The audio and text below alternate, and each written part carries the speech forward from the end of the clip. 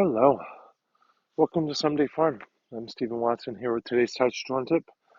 Today's Tàijíquán Tip, pretty simple idea.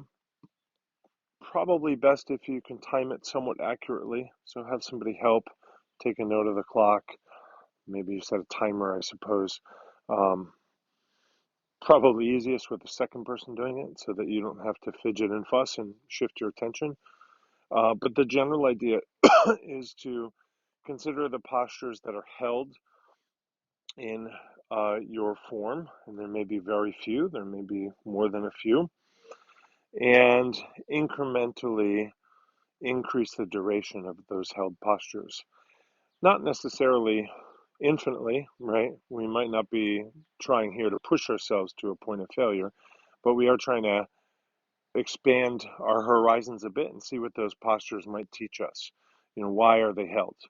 And often they get kind of held up by the rhythm of the form, which is going to tend to be faster than a held posture, of course.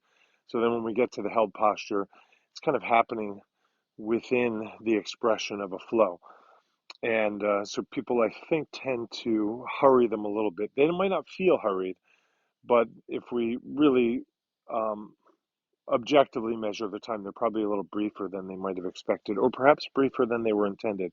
But at any rate, the tip today is to offer more time to those things that are meant to offer you more time, something that's held, something that's still. And if you have a Yichuan practice, this will click in for you pretty nicely.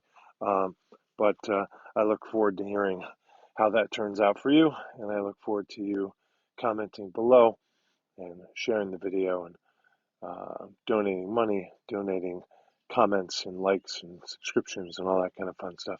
So cheers. Thank you. Thanks for showing your support for today's Tàijíquán tip.